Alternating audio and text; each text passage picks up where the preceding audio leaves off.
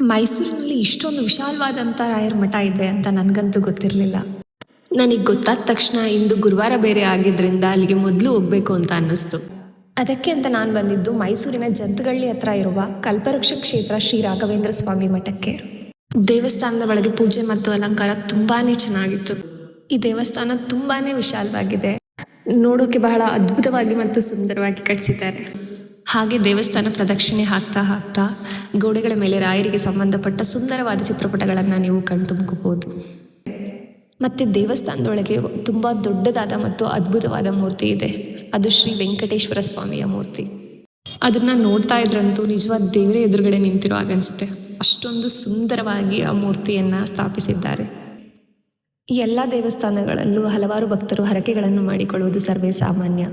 ಹಾಗೆ ಈ ದೇವಸ್ಥಾನದಲ್ಲೂ ಕೂಡ ಹಲವಾರು ಭಕ್ತರು ಹಲವಾರು ತರಹದ ಹರಕೆಗಳನ್ನು ಮಾಡ್ಕೋತಾರೆ. ಹಾಗೂ ಹರಕೆಗೆ ಸಂಬಂಧಪಟ್ಟಂಥ ಸಾಮಗ್ರಿಗಳು ಕೂಡ ಇಲ್ಲೇ ಸಿಗುತ್ತವೆ. ರಾಯರ ಚಿತ್ರಪಟಗಳು ಮತ್ತು ಭಕ್ತಿಯ ವಸ್ತುಗಳು ಕೂಡ ದೊರೆಯುತ್ತದೆ. ಇಲ್ಲಿ ಪ್ರತಿ ಗುರುವಾರ ಕೂಡ ಅನ್ನ ಸಂತರ್ಪಣೆ ಇರುತ್ತದೆ. ಬಹಳಷ್ಟು ಭಕ್ತರು ಬಂದು ರಾಯರ ಆಶೀರ್ವಾದವನ್ನು ಪಡೆದು ಪ್ರಸಾದವನ್ನು ಸ್ವೀಕರಿಸುತ್ತಾರೆ.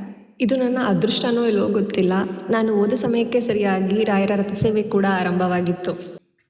ಇಲ್ಲಿ ಪ್ರತಿ ಗುರುವಾರ ಕೂಡ ರಥಸೇವೆ ನಡೆಯುತ್ತೆ. ಹಾಗೂ ಬಹಳಷ್ಟು ಭಕ್ತರು ಬಂದು ಇಲ್ಲಿ ರಾಯರ ಆಶೀರ್ವಾದ ಪಡೆಯುತ್ತಾರೆ. ಇಲ್ಲಿ ರಥಸೇವೆ ಮಾಡ್ತಾ ಮಾಡ್ತಾ ಎಲ್ಲರೂ ಪ್ರದಕ್ಷಿಣೆ ಹಾಕ್ತಾ ಇದ್ವಿ.